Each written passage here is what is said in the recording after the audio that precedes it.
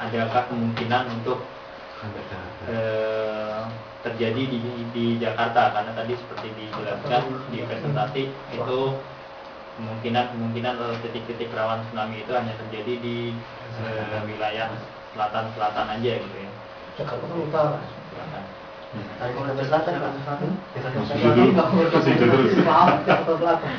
Terima kasih pertanyaannya. Ini banyak ditanyakan gitu tentang bagaimana prediksi gempa, terus daerah mana yang akan terjadi gempa, kemudian daerah itu nanti kalau gempa tsunami apa enggak. Jadi tiga hal ini biasanya banyak ditanyakan. Pertama tentang prediksi gempa. Jadi gempa secara eksak sampai sekarang belum bisa diprediksi. Jadi kalau ada orang yang menyatakan bahwa tanggal sekian, jam sekian, menit sekian mau ada gempa, itu lebih banyak berdasarkan ramalan gitu. Jadi bukan prediksi. Ramalan sama prediksi lain. Prediksi adalah perhitungan-perhitungan yang berdasarkan ilmiah gitu, dengan data yang ada. Sedangkan ramalan itu ya kita meramal, semua orang bisa meramal. Kalau nanti benar, ya ramalan, padahal itu ramalan saja gitu. Jadi secara eksak belum bisa diramalkan atau dihitung gitu. Secara diprediksi belum bisa. Karena faktor-faktornya sangat kompleks gitu. Yang kemudian menyebabkan itu gitu. Dan hanya kita baru tahu sedikit sekali tentang informasi aktivitas tektonik gitu. Katakanlah sekarang ini di pantai barat Sumatera adalah daerah yang paling aktif di dunia. Jadi di situ itu banyak sekali para ahli dari Amerika, dari Eropa itu katakanlah menginvestasikan uangnya banyak untuk meneliti tentang aktivitas tektonik di sana. Contohnya misalnya kayak dari Amerika, dari Caltech University, itu dia menanamkan ustadz yang besar sekali dengan memasang banyak GPS di sana. Dan mereka mengukur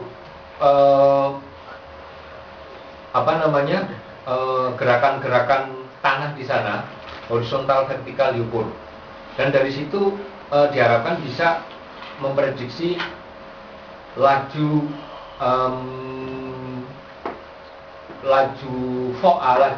plate, laju lempeng gitu.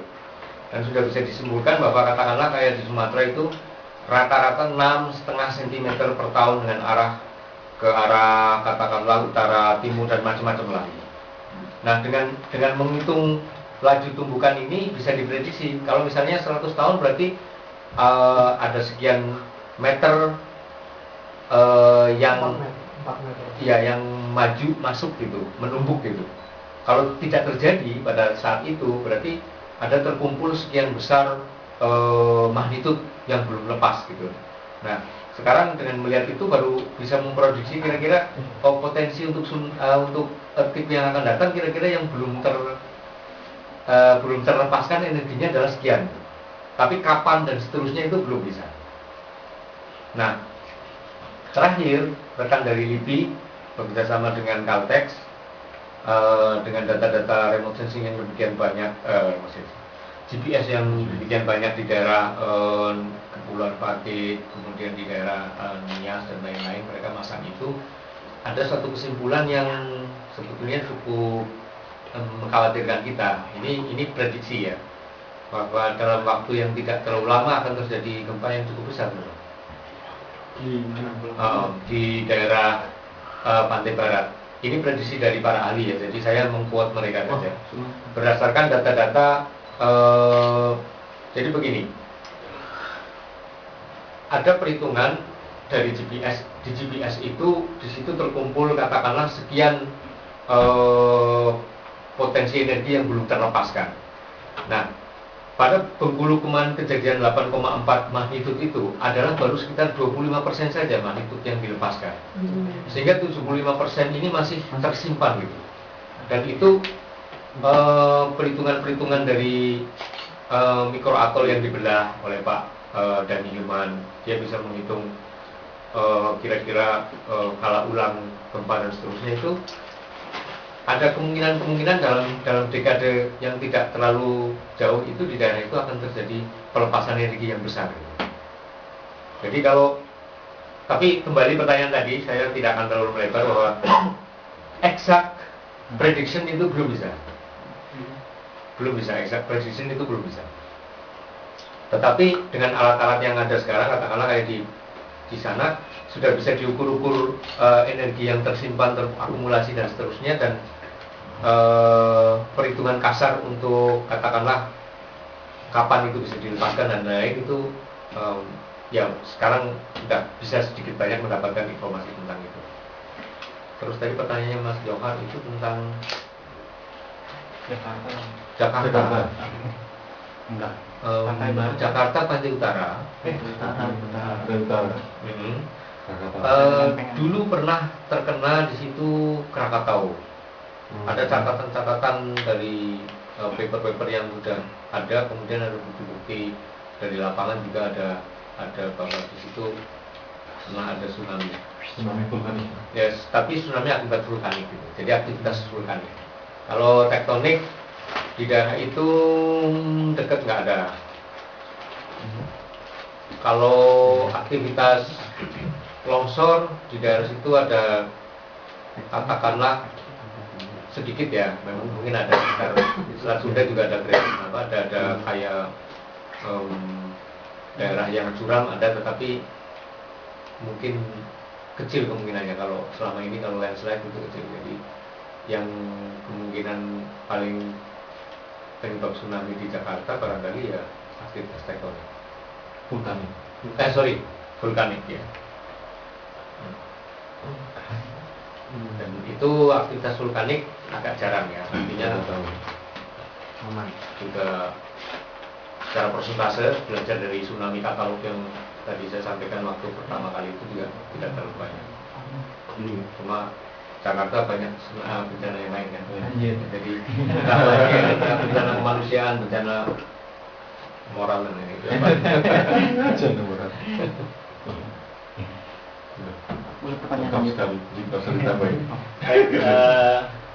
Sangat menarik, silakan kalau ada pertanyaan yang pakai suara lain. Tambahan. Ini masih berhubungan sama yang tadi atau enggak? Iya, berhubungan. Aduh, apa itu? Kalau berhubungan bisa dilanjutkan. Kalau nggak berhubungan Nanti. Ya nanti. Kalau berhubungan nanti. Main dulu gitu. Ya berhubungan dulu. Yang berhubungan dulu. Berarti kan tidak bisa diprediksi ya tadi yang gempa tektonik itu. Jadi Eksak ya. Pertanyaannya, apakah realistis dari sistem warning ini waktu yang dibutuhkan semenjak terjadinya pemicu itu, misalnya gempa terjadi sampai warga itu aman di tempat evakuasi itu masih realistis nggak gitu kan? Ada perhitungan, udah ada simulasinya sendiri dilakukan oleh tim ini, apakah realistis atau tidak gitu? Ya, mungkin. Bisa enggak diulang pertanyaan. Oke. Pertanyaan dari Mas Irfan tadi saya ulang bahwa apakah dengan tidak bisa diprediksinya gempa tektonik yang terjadi, apakah realistis dalam melakukan evakuasi atau sistem peringatan dininya? Kalau di DLR di Disaster Loop on Rawat, kita sudah mengembangkan namanya yang seperti saya jelaskan tadi, Decision Support System.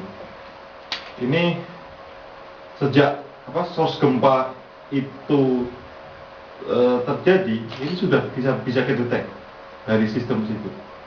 Kemudian dari source itu pasti ada arrival time, laju kedatangan tsunami, kapan tsunami akan datang itu sudah diperkirakan. Memang ini sekitar 30 menit ya, rata-rata 30 menit dari source itu. Jadi memang ini sangat ini sekali. Jadi kalau kita ada gempa dan sesuatu yang menyebabkan tsunami, 30 menit kita harus sudah mulai melakukan evakuasi dan lain sebagainya. Dan kenapa kita tadi juga melakukan